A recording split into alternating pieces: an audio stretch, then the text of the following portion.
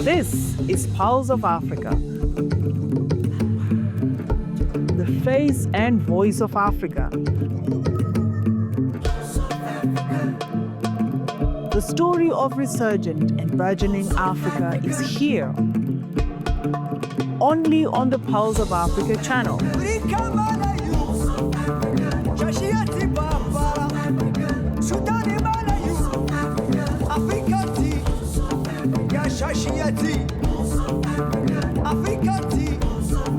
Pulse of Africa, the face and voice of Africa.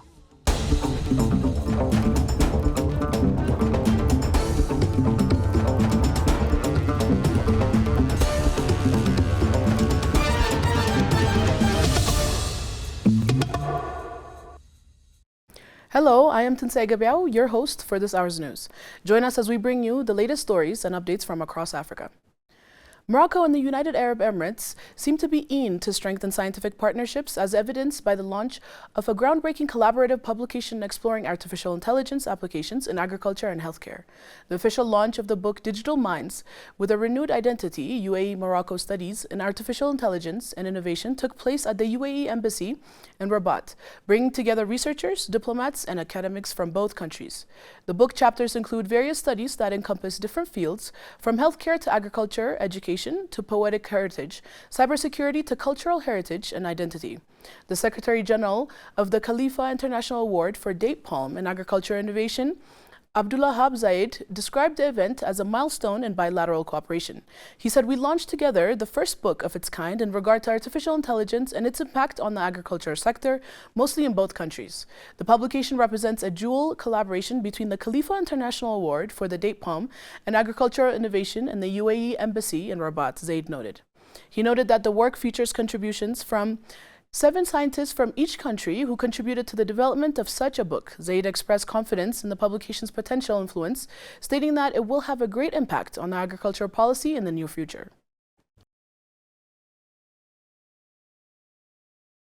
The International Rescue Committee today announced the launch of a new project to bring safe, clean drinking water to crisis-affected communities in Nigeria, Chad, and Somalia.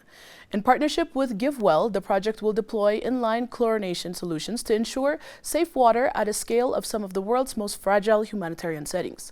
In communities affected by conflict and climate change, safe water is a lifeline. It is necessary for survival, underpins nutrition, and enables health systems to function. Yet millions of displaced people and members of host communities remain reliant on untreated or contaminated water, particularly in areas where climate change is accelerating drought, flooding, and disease outbreaks. According to World Health Organization estimates, 1.4 million deaths could be prevented each year through improving access to safely managed water, sanitation, and hygiene services. The IRC and GiveWell partnership is designed to deliver safe water to 1.75 million people by installing inline chlorination devices into water systems across 7 refugee camps in Chad, 93 communities in Nigeria, and 50 communities in Somalia. This 18-month pilot will introduce a cost-effective approach to water treatment across refugee camps, displacement settlements, and vulnerable host communities. Inline chlorination is a simple, low-tech method that automatically doses chlorine into flowing water at the point of collection, reducing the daily effort required of households compared with manual chlorination. By treating water at its source, it supports consistent use and can be scaled to serve entire communities or small municipalities. The IRC has decades of experience supporting communities in crisis with vital wash services, with local partnerships and community engagement at the heart of our approach. With this pilot, the IRC will strengthen these local systems for consistent chlorination, building robust water quality, monitoring, and cost-effectiveness analysis so that local actors can map the most cost-effective pathways to scale. Ethiopia has reiterated its rightful claim and interest to access to the sea. Ethiopia's Prime Minister Abiy Ahmed said Ethiopia's quest for access to the sea is a legal, historical, geographical, and economic issue. Responding to questions raised at the 5th year regular session of the House of People's Representatives today, he highlighted Ethiopia's loss of access to the sea was a result of distorted narratives and took over 30 years to materialize. The manner in which Ethiopia had lost its access to the sea was illegal and unjust, he added, emphasizing that the country will not wait another 3 decades to reclaim this vital access. The country lost its access without the decision of the Ethiopian people, cabinet decision or parliamentary approved, he noted. However, Prime Minister Abiy Ahmed reiterated his country's commitment to resolving the issue through negotiation and peaceful means. The Prime Minister further explained that Ethiopia's growth and development would also benefit neighboring countries, underscoring the urgency of regaining access to the sea. In closing, Prime Minister Abiy reaffirmed Ethiopia's determination to pursue its rightful access to the sea through legal and peaceful avenues, stressing the importance of collaboration with the brotherly Eritrean people.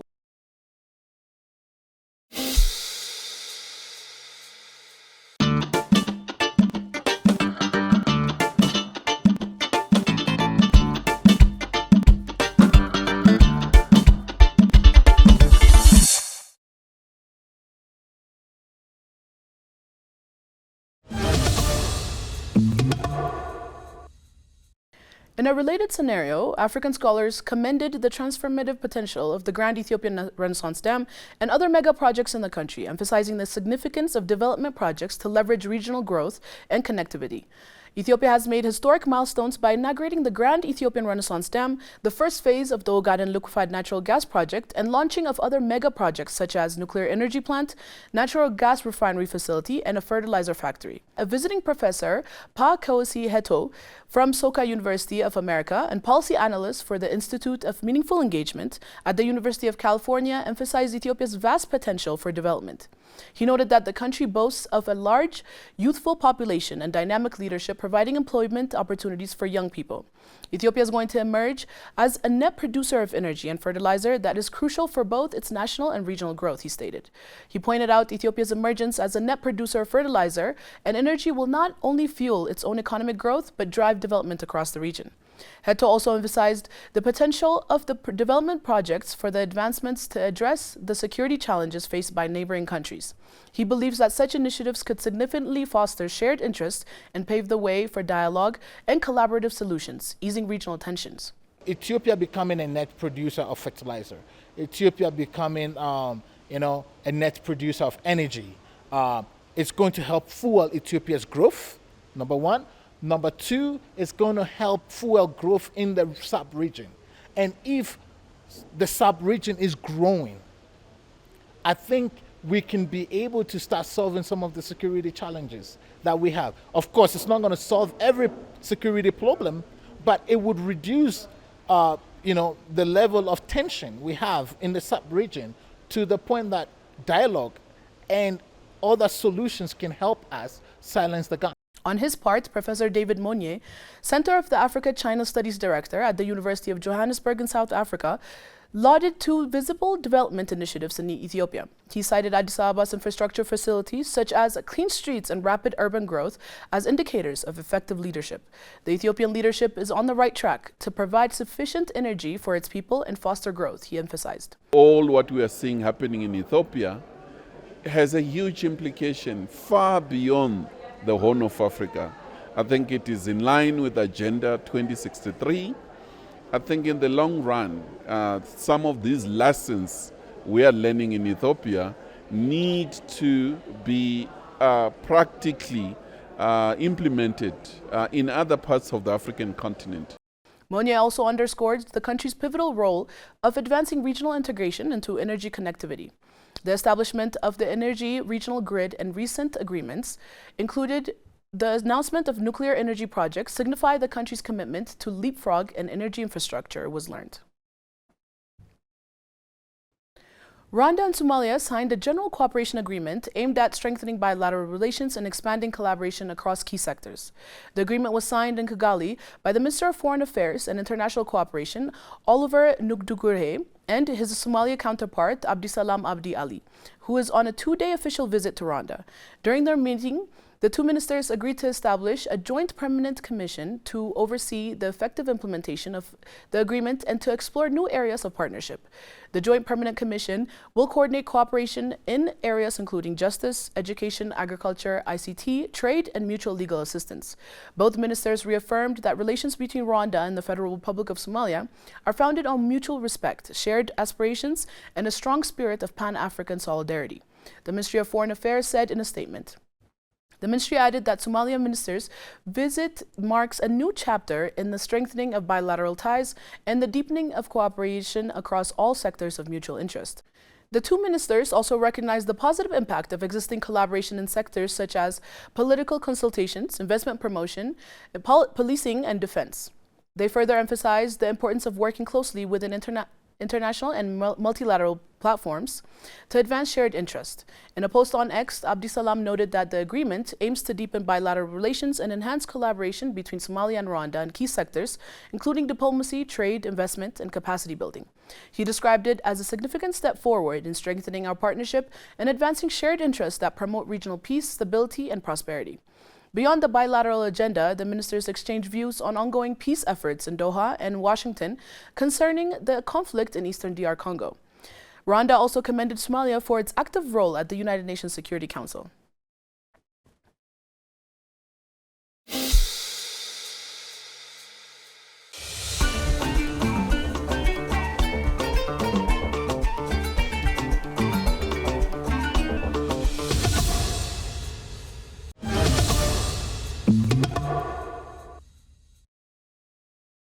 South Africa is actively working to equip its youth with skills in AI, robotics, and coding to strengthen the country's economic future. Deputy Minister Mimi Gondwe highlighted the importance of developing a tech-savvy workforce aligned with global trends.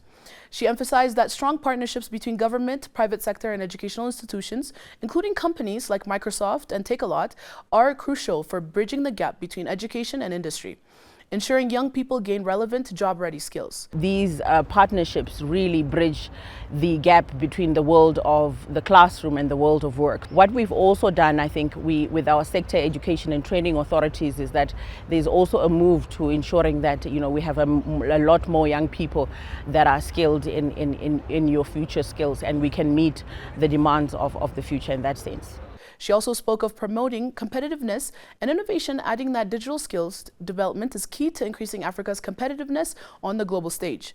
By investing in these areas, African countries can foster local innovation, create new economic opportunities, and adapt more effectively to rapid technology changes, shaping the future of work. The world is changing and technology is progressing at a very rapid pace. And so we need to see more young people taking up those future skills so that they have skills that are needed and demanded by the economy and by the future of their respective countries. Microsoft South Africa, that I'm excited about, that will see Microsoft being able to capacitate our young people to be able to to meet the demands of the skills of the future, such as your robotics, your coding, your AI, your automation.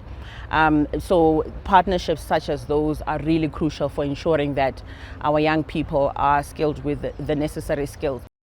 She said this strategic focus underscores the importance of digital literacy, and advanced skills are essential drivers for sustainable growth across the continent.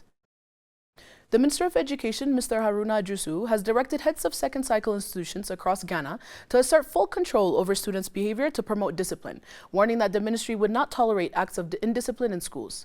Speaking at the 75th anniversary celebration of Mauli Senior High School in Home, Idrisu said school heads were fully empowered to oversee students' grooming and dress codes to ensure conformity with acceptable standards, creating a harmonious environment for teaching and learning. The event, held under the theme Empowering the Head, Heart and Hand into the Future, drew hundreds of alumni and stakeholders. Any parent who thinks that students can dress like participants in a beauty contest and come to school will not be tolerated. Schools are environments of discipline and learning, and just as teachers who abuse learners will face serious consequences, so too will students who flout rules, he stressed. The minister further announced that the ministry was reviewing the curriculum at the kindergarten and junior high school levels to integrate artificial intelligence, coding, and electronics, aimed at equipping Ghanaian youth to compete effectively in global technology landscape.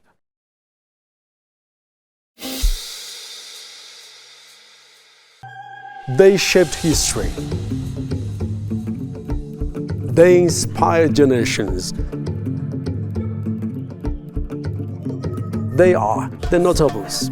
Join us as we honor Africa's greatest minds and trailblazers, the notables, celebrating Africa's icons.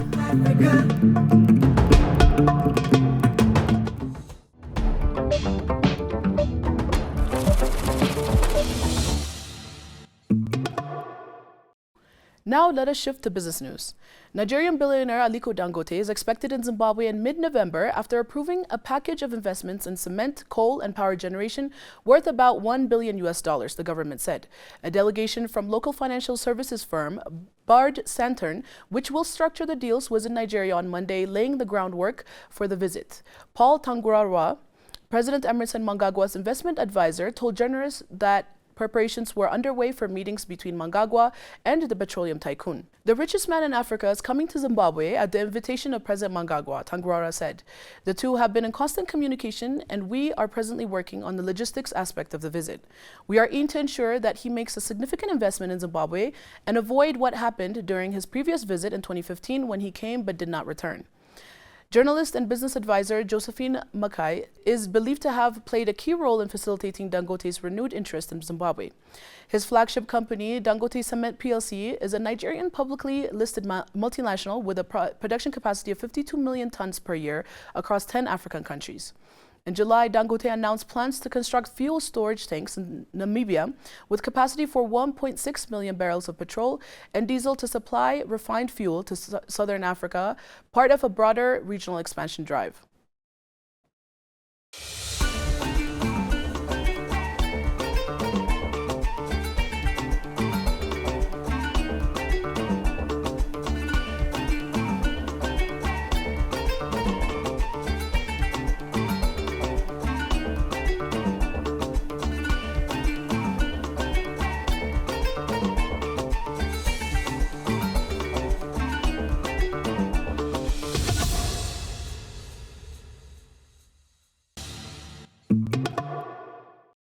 Tanzania is intensifying investment in energy infrastructure to power its manufacturing ambitions and position itself as East Africa's next industrial hub. Reliable and affordable power remains central to the country's economic strategy. By focusing on energy expansion and diversification, Tanzania is building a foundation for sustainable industrialization and long-term competitiveness. The national energy policy introduced in 2015 places infrastructure development at the heart of Tanzania's industrial plan. Hydropower currently contributes about 60% of the national supply, but reliance on rainfall has highlighted the need for a more diverse energy mix. This has prompted the government to expand renewable energy projects and maximize natural gas reserves to ensure stability.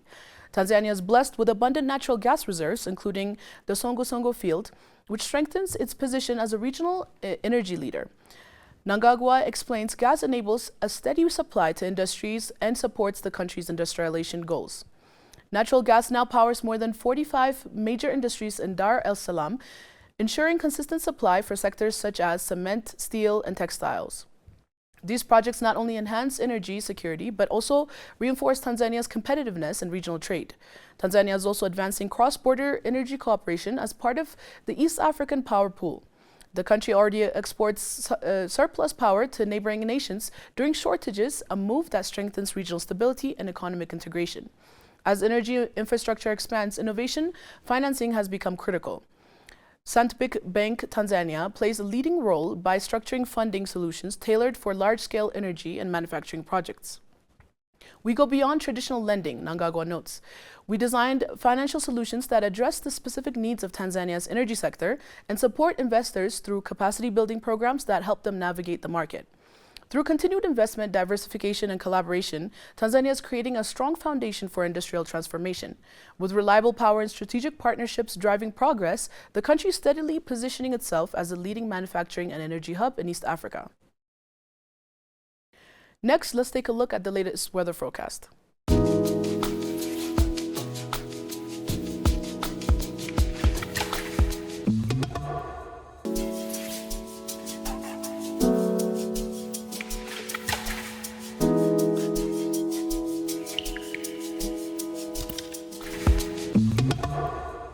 Thank you for tuning in. Stay with us for more news updates. Goodbye.